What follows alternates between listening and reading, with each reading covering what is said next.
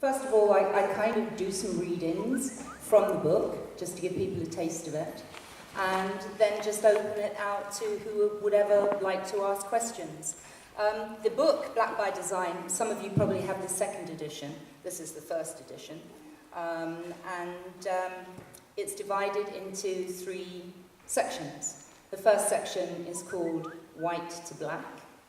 The second section is called Black and White. And the third section is called Back to Black. And in essence, really, I suppose that it's called Black by Design because the way I look at my life anyway, being adopted by white parents in Essex, most auspicious at the beginning.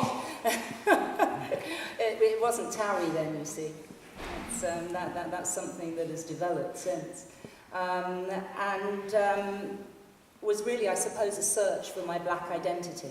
I was brought up with mainly white people. I didn't really see any black folks until I was sort of about 15, something like that. But it was one of those things. And in those days, the term black hadn't really been coined. You were called coloured or any of those other wonderful things that there were around at the time, which I won't say. And I always used to think to myself, well, when I walk down the street, what people see is a black face. And that's how I will identify myself. And that certainly didn't go down well with the folks or my family. And Essex, anyway, is a breeding ground for the National Front in the main, which is one of the reasons why I moved to Coventry and was quite happy in Coventry, really. Sort of in the middle of England, it seems to have worked out a few things. Probably because there is more immigration into this area, and away from London, in the suburbs where I grew up, it was a very different kettle of fish. But anyway, I'm getting ahead of myself, so if you're going to do a book, you might as well start at the beginning. So I will start at the beginning. I have to wear glasses these days. They're attractive, aren't they?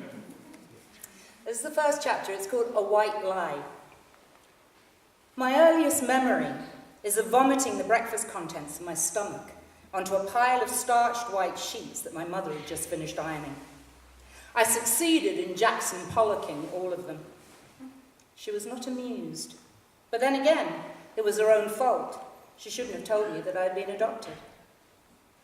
It was the late summer of 1958 in Romford, a newly expanding market town in the county of Essex, famous for the stink of its Star Brewery, a night down the dogs at the local Greyhound Racing Stadium, and as the one-time residence of the infamous Colonel Blood, the only man to have stolen the crown jewels, even if only temporarily. This backwater suburb was only 15 miles northeast of London's buzzing post-war metropolis, but a light year behind in terms of progressive thinking. My mother was astute enough to know that since I was about to start infant school, I should be told the truth about my origins, just in case my new pale-faced schoolmates asked me why I was brown when my parents were white. I had noticed that I was different, but I hadn't realised that it was any kind of a problem. Well, nothing much is a problem at 4 years old, other than not getting what you really want for birthdays and Christmases. "Why didn't you tell me you felt sick?" screamed my mother, as she landed a huge smack on my right leg, grabbed me by the arm and sent me upstairs to my bedroom as punishment. "As if I hadn't got enough work to do," she shouted as I howled my way upstairs. I sat on my bed, running my hand over the large red handprint on my calf. The mark on my skin felt hot and tender, but the indelible print her words had left on my being was cold and hard. In her defence, I have to tell you that she was taking Purple Hearts at the time, also known as Drinamil, a potent combination of amphetamine and barbiturate, a form of prescription speed that was doled out by GPs from 1957 onward for menopausal women. It was also the drug du jour of the soon-to-come swinging 60s, loved by the mods and rockers that my mother's generation would so vehemently hate. Since her marriage to Arthur Vickers at 18, she had spent nearly 2.5 decades bringing up 4 sons, Trevor, Tony, Ken, and Roger. She was now a woman of a certain age, who tired easily, but was still expected to fulfill a monotonous list of housewifely duties without the abundance of today's labour-saving devices. So drug companies made it their business to invent various potent little pills to help such women get the jobs done quicker. How else could women achieve the perfect 50s family home that Hollywood films popularised and spouses expected? Unfortunately, these little pick-me-ups made her hopping mad about the least little thing. I jumped off my bed and stared at my tear-stained face in the dressing table's triptych mirror. I looked different. Then I understood why. I was now a little coloured girl who didn't have a real mummy and daddy. This new piece of information didn't fit me. It was like trying to insert the last piece into a jigsaw, only to find that it belonged to another picture. My brain buzzed with all the new words that my mother had used. She had said that my real father was from a place called Nigeria. Apparently he had dark-coloured skin. My real mother had been a schoolgirl from the nearby town of Dagenham. No mention was made of the colour of her skin, so I assumed that she wasn't dark-coloured. This darkness of colour was said in such a way that I instinctively knew that it wasn't seen as a good thing. Until then, the only thing that admired my blissfully ignorant existence was my hair, which is alternately described as woolly, wiry, or fizzy, by three curious old aunts, all named after various fragrant flowers, their cold, arthritically knobbed fingers, like the gnarly old winter branches on bare trees, loved to grab handfuls of it when they visited. I think that most ladies here will know that sort of hair is a bit of a contentious subject. Right. This is from the second part of the book, and those of you who've had any interest in sort of maybe what I've done over the years will probably know and have heard of the two-tone movement, and also what we were trying to achieve, I suppose, at that time. I think it would be safe to say that the word multiculturalism hadn't been invented back then. People were either black or white, and how you identified yourself, certainly if you were a black person at that time, whatever variation of colour you may be on black, was as much a political statement then as it was anything else. And one of the reasons, I think, why I joined the two-tone movement was not just because ska music is a really, really great music and makes you happy, makes you want to dance, and what we did with it was, I suppose, mix it up with all the other styles of music that were around at that time. It was that I felt very, very strongly that all the things that were going on in society, the general warring that was going on from certainly the National Front at that time, it was important that black and white people were seen to be getting on. And the best way to do that was to make music. And the best way to do that was to be on a stage and have people coming along to your shows, having a good time, seeing that black and white people could get on really well with each other, and going away from that and maybe, disseminating that information to their kids when they had them. To some degree, that worked. I mean, obviously it didn't work that well, otherwise it wouldn't have people like the English Defence League and their cohorts around these days. But I think in the main, when you look at society now, it's light years away from how it was in 1979, and that really pleases me. And one of the reasons is because a whole load of miscegenation has gone on. And for those of you who don't know what miscegenation means, it means black people and white people getting together, doing what human beings do best, and having babies. And, when everybody's brown, there's going to be nothing to really moan about too much, is there, on all sides? But that's just my theory. I go on now to a time when we went to America, and the Selector had been going by that time about a year. And it had always been our dream, I suppose, to go to America, as for most bands. I mean, to get outside of your own town or city that you're in is amazing, let alone to do a UK tour. And we'd kind of done that with a two-tone tour. And the next stop was America, and we were following hot on the heels of the Specials at the time. And we fetched up in America, and we did all of it. And it's really great. It's great when you're in Los Angeles, and it's really great when you're in New York. Unfortunately, it's about 3,000 miles all through the middle, and you really wish that you'd never been born. They have things, wonderful things like wet t-shirt competitions just before you go on. I won't elaborate on what a wet t-shirt competition is, but believe me, there's nothing feminist about it. And so, you know, you had to put up with things like that. But one of the things I feel that we had to put up with, probably more than any of the other bands, certainly either Madness or the Specials, was the fact that in our band there were 6 black people and there was 1 white person. And we could stop dead, one of their service stations. If you pulled in, you could just stop it. You know, if we walked in, people just really didn't understand. In the deep south, this was, not in other places in the north. And this is a particular event that happened to us in the south. We had a redneck guy called Romain who drove our bus. And Romain was great. I mean, when he saw us, I mean, he really didn't, but he was getting paid, so he kind of had to put up with it. He'd got one of these wonderful tour buses, and it was Dolly Parton's tour bus. And we were in it. That really upset him. And, but eventually he got kind of used to it, and he was quite protective of us when we were down in the south. And I used to spend a long time sort of chatting away to him up the front of the bus on, you know, you get limitless journeys of like 12 hours and things like this. But on this particular occasion, Gary Bushell, who maybe some people might recognize that name, had turned up. He used to write for Sounds, but anyway, I'm getting ahead of myself. So you have that nice piece of information, Romain, redneck, and it's I suppose this is quite, well,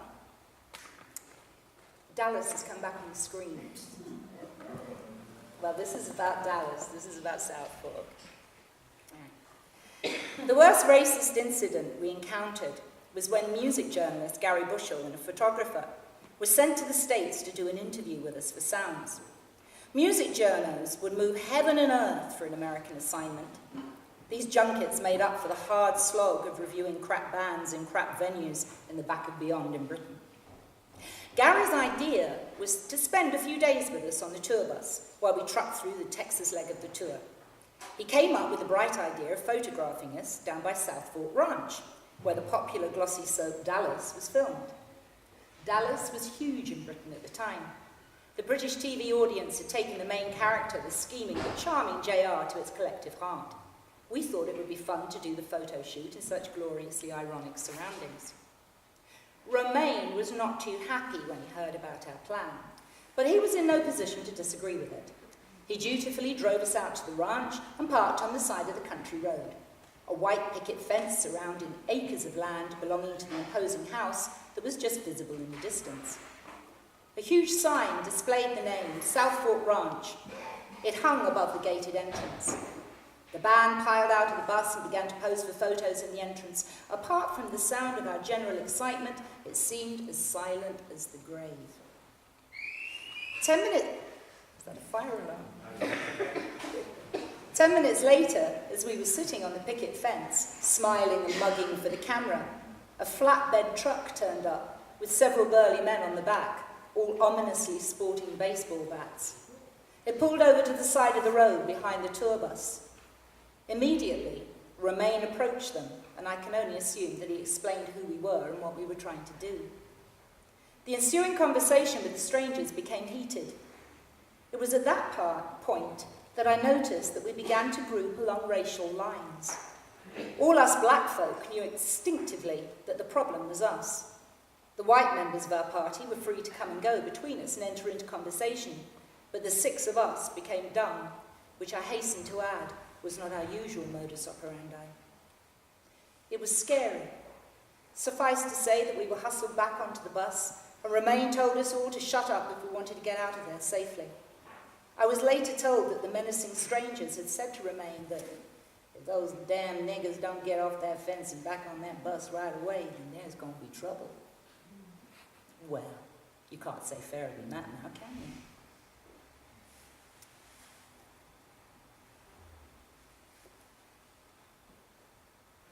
And now I'll read a piece from the end of the book.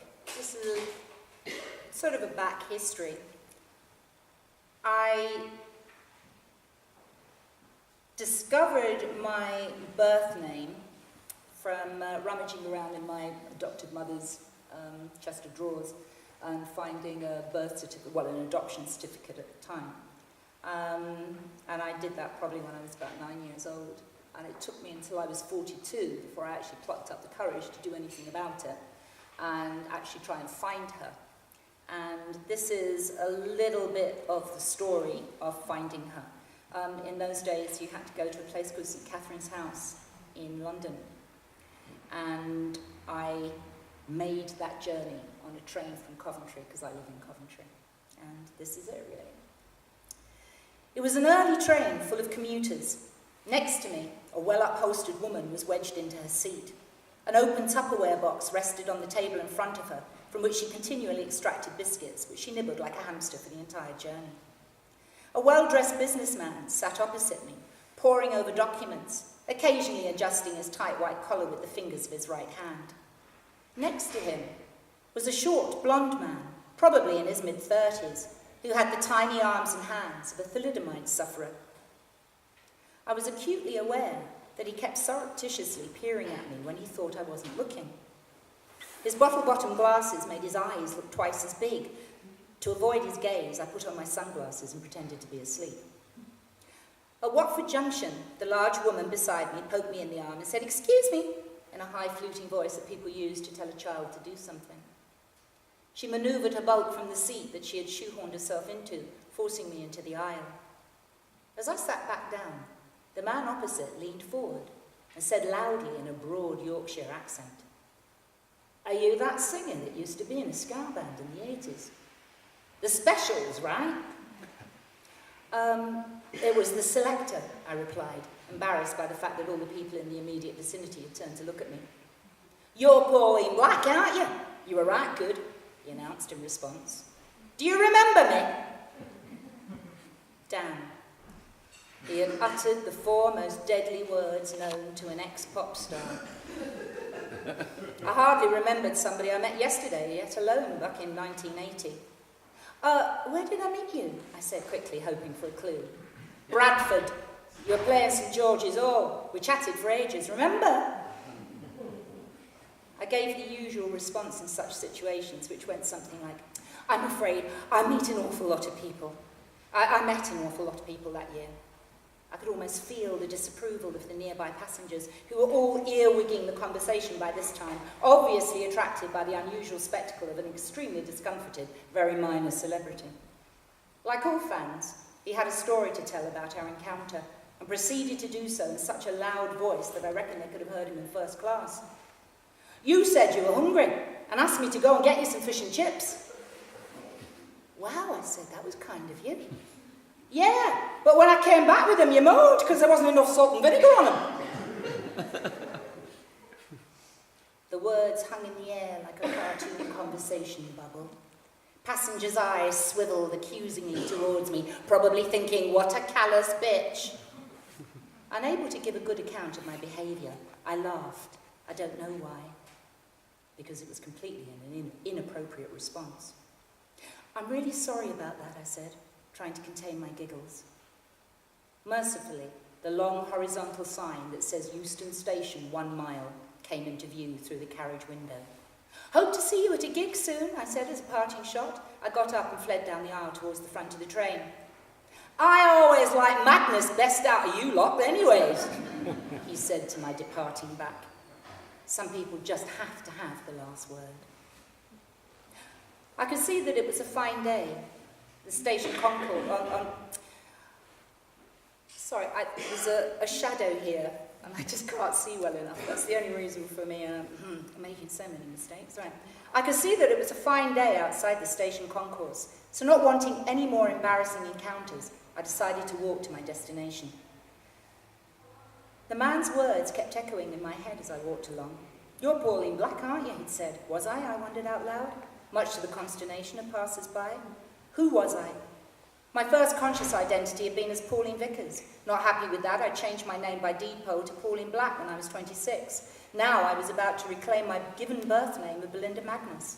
So who did that make me? Confused was the answer. I had often passed St. Catherine's House, but I'd never ventured inside. It occupied a corner plot on the intersection of the Strand and Kingsway, an imposing wedge-shaped building with a Portland stone and granite facade and large glass doors that swished gently as they were pushed open to the thickly carpeted-in sanctum. Once inside, it was like being hermetically sealed in a tomb. It was only 10:30, but already the place was a hive of activity.